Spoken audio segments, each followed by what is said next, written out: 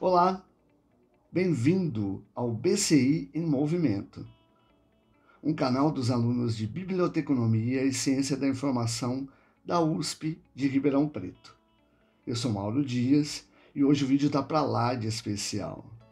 Visitamos a Biblioteca Sinhá Junqueira, no centro de Ribeirão Preto, e conversamos com o coordenador da instituição, o jovem Ciro Monteiro, egresso do curso de Biblioteconomia e Ciência da Informação aqui da USP, mestre e doutor em Ciências da Informação pela Unesp de Marília.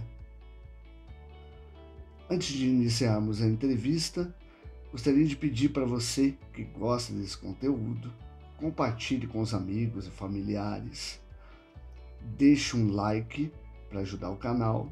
Se você ainda não é inscrito, se inscreva no canal, ative o sininho para receber as notificações de novos vídeos e vamos a este. Obrigado por vir até aqui e bom vídeo.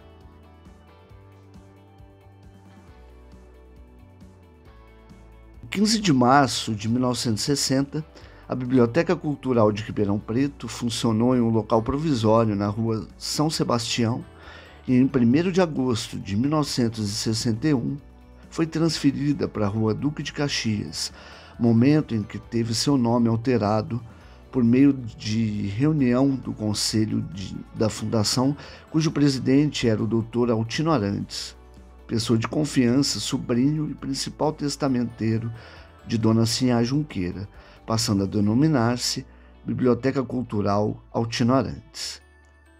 Em 2014, iniciaram-se discussões para a revitalização da biblioteca, sendo escolhido o arquiteto Dante Della Manna para liderar esse projeto, com a restauração a cargo da arquiteta Maria Luísa Dutra. O projeto de revitalização foi autorizado pelos órgãos de proteção de patrimônio das instâncias municipais CONPAC e estadual CONDEFAT. O edifício ficou interditado por um ano, sendo que, além da restauração do imóvel, levantado em 1932, foram construídos mais de 900 metros quadrados de uma área moderna ao redor do casarão. O investimento foi de 11 milhões, sendo 5 milhões e meio na reforma do casarão e 5 milhões e meio na construção da nova área de 900 metros quadrados, financiado pela Fundação Educandário Coronel Quito Junqueira. Em 6 de fevereiro de 2020, a biblioteca foi inaugurada com nova denominação, Biblioteca Sinhá Junqueira, em homenagem à sua idealizadora. A Biblioteca Sinhá Junqueira dispõe de 1.500 metros de área construída, com um acervo de 11 mil livros, coleções especiais, 40 computadores, 15 salas de leitura e estudo, auditório com 60 lugares, sala com equipamentos de acessibilidade, elevadores, acesso a filmes, vídeos e jogos, agenda cultural e cafeteria. Oi, Ciro. Tudo bem? Joia, e você? Tudo bem. Então, tá bom. Vamos falar um pouquinho da época que você fez o curso, né? O que fez você escolher BCI, né? O que você mais gostou na área quando você fez o curso? Fala um pouquinho pra gente. Eu acho que o que me moveu desde do começo assim, é ter tido contato com as bibliotecas desde quando eu era criança, né? Então tive contato com uma biblioteca comunitária no meu bairro que influenciou muito a escolha, né? Então eu acho que o primeiro contato com a leitura e a forma como eu fui desenvolvendo esse gosto, esse prazer por estar, por ler, e o processo todo que faz a gente produzir subjetividade, eu acho que o mais me maravilhou no curso. E aí, quando eu fiz história, eu fiquei pensando, caramba, existe a possibilidade de trabalhar numa biblioteca, né? Esse lugar sensacional, espetacular, e que a gente trabalha com as pessoas possibilitando produção de autonomia, de subjetividade. Eu falei, nossa, é esse lugar que eu quero estar. Foi isso que me moveu. E depois eu fui fazer o BCI. Legal. E o que você mais gostou no curso, na época que você estava fazendo ele? Eu sou bastante da pegada social, né? Eu gosto muito da pegada social. E como eu já estava atuando na área, porque eu já tinha trabalhado com biblioteca escolar na época, que como eu já dava aula, eu já gostava muito, né? E aí, o curso de História mesmo, a gente fica muito na biblioteca. A biblioteca universitária é algo que nos acolhe, né? E aí eu fui me maravilhando com esse mundo, com esse processo. E no curso, as disciplinas sociais sempre me acolheram, né? Então, eu gostava muito das disciplinas que tinham essa reflexão e como que a gente poderia atuar num dispositivo para que ele funcionasse socialmente, né? Então, todas essas disciplinas que incitaram essa reflexão, que trabalharam com mediação, com tecnologia social, eu gostava demais. É isso que mais eu fiquei envolvido assim, com o curso. Entendi. Aí, só pegando um ganchinho então nessa questão, como que é a sua experiência? Porque a gente sabe que você trabalha na área já há bastante tempo, né? Então, como que foi essa experiência, desde o comecinho, a questão de começar assim, né, como bibliotecário, essas coisas assim. Como que foi? Conta pra gente como foi um pouquinho dessa experiência. Isso é bem engraçado, né, Ana? Porque eu falo que gostava muito das disciplinas sociais da área, mas, porém, a disciplina que eu não fazia muito questão era de gestão. E ironia do destino, hoje eu sou gestor aqui da biblioteca, né? Então, eu acho que ainda assim é o que caiu para mim, o que acabou... que é muito importante, né? Na maioria das vezes você se torna gestor do lugar que você vai, né? Porque você assume uma biblioteca pública, por exemplo, na maioria das vezes é você e uma pessoa que vai desenvolver aquela atividade, né? Então, eu acho que essas disciplinas assim foram muito interessantes depois que eu fui perceber. E as disciplinas também de tecnologia, de catalogação, porque no começo eu me vi obrigado a sozinho desenvolver o acervo e as atividades numa biblioteca em presídio, por exemplo. E aí eu tive que pensar de que maneira iria estruturar a catalogação daquele espaço, né, daquele lugar. E como que ele iria ficar envolvente e as pessoas que tivessem vontade de acessar aquele espaço. Então, eu acho que, assim, por mais que eu tenha, junto com a equipe de educação na prisão, por exemplo, né, e junto com as pessoas que utilizavam o equipamento, a gente construiu outra forma de catalogação, a gente construiu outra forma de utilizar o cutter. A base que eu tive dessas disciplinas que são consideradas técnicas, né, a base que eu tive também foi interessante, foi muito importante para que eu pudesse desenvolver. Então, não tem como você falar assim que mas só algumas disciplinas são importantes. Todas são, né? Porque na sua atuação, depois a gente vai ver que elas são essenciais, assim. E aí essas sociais, sim, elas fazem com que a gente tenha um olhar diferente para aquele equipamento. Então, a gente tem que ter um acervo estruturado, mas principalmente a gente tem que ter as pessoas acessando aquele espaço, né? Que se sintam acolhidas, né? Eu sempre falo do acolhimento, eu falo que é fundamental que a gente acolha as pessoas naquele lugar, mas é isso, né? Essa reflexão que faz que a gente tenha essa postura. Bacana. Ciro, aqui na biblioteca, como a gente pôde notar, dispõe de muitos equipamentos culturais, tem sala de informática, e a gente vive num contexto de digitalização das coisas. Então a gente queria saber o que você acha das bibliotecas digitais e da leitura virtual. Eu acho que é importante a gente ver, né, Mauro, que a gente vive as coisas coexistem, né? É híbrido, as coisas coexistem. Então, há um discurso de que a gente está vivendo uma sociedade da informação. Eu até contesto isso em um dos meus artigos e eu falo que é importante que a gente reflita qual sociedade da informação a área fala.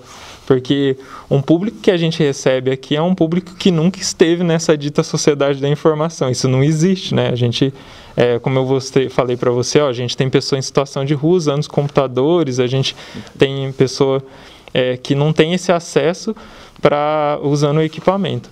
Mas eu gosto muito da ideia da leitura digital e isso que eu falei, elas coexistem, né? Então, a gente andando aqui na biblioteca, você vai ver as pessoas lendo, deitado numa cadeira, adorando ler o livro, mas também as pessoas acessam o documento digital, o livro digital. E eu acho que é uma combinação essencial. Eu sou muito a favor das bibliotecas digitais e eu acho que se a gente não tem a possibilidade de acessar ele físico, por que não acessar ele digital, né? E como que está esse processo? Como que as pessoas estão acessando cada vez mais esse dispositivo? Eu sou muito aberto para que a gente acesse esses espaços tecnológicos, para que a gente tenha aqui todas as formas de existir enquanto equipamento. Todas essas formas. Sou muito, muito favorável mesmo. Perfeito. Você falou desses novos públicos, né? E dessa acessibilidade que tem a biblioteca. Então, vamos pegar um ganchinho para que você falasse um pouco sobre a apropriação dos meios culturais, né? A gente vê cada vez mais gente se aproximando e ao mesmo tempo que tem uma exclusão muito grande, as pessoas têm se aproximado mais desses equipamentos sociais e é importante que eles estejam acessíveis para a apropriação do maior número de pessoas. Eu vejo que aqui na Sinhá Junqueira existe uma preocupação especial com isso. Queria que você falasse um pouquinho sobre isso. Mauro, eu acho que tem que ser uma preocupação nossa, né? A gente tem na área diferentes modelos, né? Diferentes formas de se apropriar. Eu acho que quando você está, por exemplo, numa biblioteca universitária, é muito diferente, né? Porque a biblioteca universitária ela já tem um público e aí você não vê as pessoas se movimentarem tanto, né? Com todo respeito à biblioteca universitária, mas na nossa área a biblioteca universitária é o que tem mais uma área de conforto, assim, dessa não necessidade de conquistar, de se movimentar por um público que ela já tem. Mas no caso da biblioteca pública, como é aqui, é diferente, a gente tem que conquistar as pessoas todos os dias, né? E o espaço tem que ser atrativo. E atrativo para quem? E aí é esse olhar que tem. Quando você fica parado num dispositivo esperando com que as pessoas entrem, elas não vão entrar, né? Porque elas nem conhecem. Agora, quando a gente abre diálogo com as comunidades, com os coletivos, com os movimentos sociais e com todos os outros equipamentos da cidade, que a gente tem feito isso, né? A gente dialoga institucionalmente também com as outras pessoas e a gente está envolvido nos movimentos sociais. Se tem uma problemática, por exemplo, agora, a gente tem arrecadação de alimento, né? Então, semana passada, a gente arrecadou 500 quilos de alimento. A gente tem esse projeto de distribuir nas comunidades, que são 7 comunidades, que é a parceria com a RP Ribeirão Preto contra o coronavírus.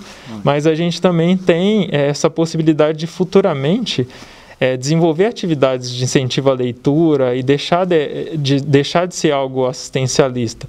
Então, acho que esse diálogo que a gente faz é muito essencial para que o equipamento seja entendido como, por exemplo, dessas pessoas, né? A gente está tendo agora mesmo uma manifestação ali na praça. A gente já teve na praça contando história, a gente já teve feito intervenções e a praça é de fato um ambiente da biblioteca, né? O professor Marco mesmo fala do não lugar. Existe um lugar, mas a gente pode estar nos não lugares também, que é nosso, que é da biblioteconomia, que é da nossa atuação. Então, eu acho importante ter essa leitura, esse diálogo social e essa percepção que a gente não é parado num lugar, a gente é movimento em todos os lugares. É interessante essa dialética que você faz de não só o usuário, né, o participante, se apropriar da biblioteca, mas o contrário, né? A biblioteca se apropriar dos espaços e se apropriar do usuário, né? do participante. Sim. Essa questão a gente pode até num exemplo. A gente teve uma atividade aqui que é do cursinho, né? Que eles fizeram batalha de rima aqui, eles fizeram sarau aqui, eles mostraram a arte contemporânea, né? Porque essa coisa de ver que a arte contemporânea só quem produz é algumas pessoas. Não, o cursinho popular, as pessoas pertencentes a outros segmentos sociais também produzem arte contemporânea, né? Que a gente fez essa exposição aqui. Quando eles chegaram aqui, eles falaram assim, mas de que maneira a gente pode entrar aí? E a gente falou, não, vocês entram do jeito que vocês quiserem, é o espaço que vocês vão ocupar. Então, eu acho que é isso também, né? As pessoas se sentirem livres para se apropriar desse espaço. Isso é muito importante, porque aí a gente cria uma relação. Eles falam assim, aquele lugar é um lugar que a gente pode ir. Né? A gente tem uma atividade aqui, tá tendo uma manifestação ali, as pessoas vêm aqui e se apropria do espaço, né? Sai lá da manifestação tocando lá e entra aqui e toca também. Porque entende que aqui não é espaço de silêncio, aqui é um espaço de movimento, de arte, de pulsação, né? Então essa noção é importante que a gente dissemine cada vez mais. A gente tinha uma curiosidade de saber da liberdade que você tem para implementar mudanças aqui, mas nesse tour a gente já percebeu, né? Então, eu queria mudar um pouco o foco da pergunta e a gente queria que você falasse um pouco sobre a reforma da biblioteca, a transição da Altino Arantes para a Sinhá Junqueira e os impactos em mobilidade. Sim, acessibilidade. Isso é bem interessante, porque eu estou desde o comecinho da reforma, né, do final, assim, da estruturação, e aí o que me chamou muito a atenção aqui na biblioteca foi que a gente tem acessibilidade e a gente tem, né, então a gente tem a pessoa a gente recebeu a visita da DEVIRP aqui, a DEVIRP esteve aqui, e visitou os espaços e aprovou. Então, todos os espaços a gente vê piso tátil, né? Quando você entra na biblioteca, tem um mapa tátil, tem a possibilidade da pessoa acessar todos os lugares por conta do elevador. Se a pessoa chegar de carro, por exemplo, a pessoa pode parar, porque a gente tem um estacionamento para pessoa com deficiência, né? Então, eu acho que esse olhar... E fora isso, a gente tem os equipamentos, né? Então... a pessoa pode ler qualquer livro na máquina que a gente tem, né, que reproduz em braille e também reproduz em áudio todos os livros, né, pelo menos 3 línguas. E a gente tem a acessibilidade para a pessoa com baixa visão também, né. Então, a máquina que aumenta o tamanho das letras e a gente gosta demais dessa possibilidade. Tem outros equipamentos também, né,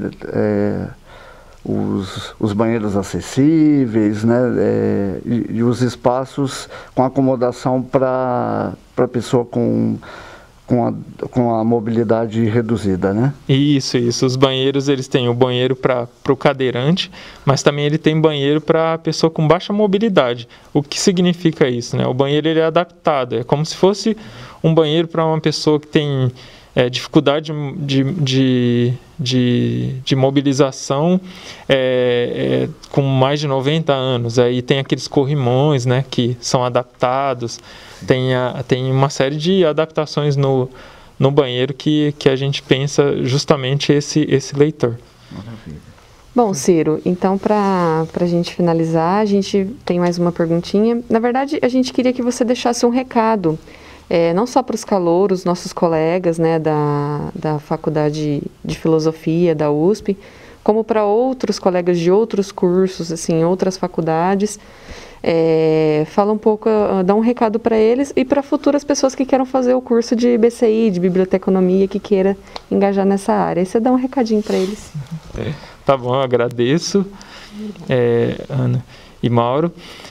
Eu acho que, assim, a área, eu primeiro ofereço o espaço, né, a gente aqui é aberto para, se vocês quiserem desenvolver qualquer atividade, se tiver uma ideia, pode vir no espaço que a gente acolhe, a gente pensa a programação, pensa a produção cultural. Então, a gente é muito disposto, porque às vezes o aluno, ele quer desenvolver algo, tem uma ideia e não sabe como colocar isso no papel e não sabe como desenvolver. Conversa com a gente tem a Carol, produtora cultural, a gente vai acolher a proposta e de repente vira uma atividade super interessante. É legal ver isso, né? A materialização de uma ideia. Você pensa uma roda, agora mesmo a gente está tendo filosofia africana, foi uma proposta, agora está acontecendo, né? Nesse momento. Então, você tem uma ideia, muitas vezes pensa que aquilo não é viável, mas é viável para muita gente, né? Então, aqui o espaço é sempre aberto. E o recado que eu deixo é que essa é uma profissão maravilhosa, né? São poucas profissões no mundo que a gente pode trabalhar com algo tão maravilhoso, com algo que é uma das poucas coisas que existem nesse mundo, que é incentivo à leitura, que é um espaço de produção artística, que é um espaço, como que eu chamo, de produção de subjetividade. Então, para além da ideia de doar algo a alguém, é um espaço que incentiva a pessoa a produzir. E produzindo, ela descobre, na maioria das vezes, quem é ela, né? Qual que é a autonomia, quem ela é no mundo. Isso produz uma potencialidade para cada ser humano que é único, né? Então, a profissão, ela trabalha, talvez, uma das coisas mais interessantes, trabalha com produção de autonomia. E quem tem autonomia vive nesse mundo de outra maneira e a relação que se estabelece é outra, né? Então, é uma profissão maravilhosa. Ai, que bom. Muito obrigada, Ciro, por toda essa atenção que você deu para a gente hoje. Foi muito bacana para a gente ver essa visão, né, não só do aluno formado, como também da pessoa que trabalha na área. Então, assim, foram contribuições muito valiosas e a gente agradece. E com certeza, pessoal, se precisarem de alguma coisa, podem procurar o Ciro Monteiro aqui na Sinha Junqueira, biblioteca aqui de Ribeirão Preto. E é isso.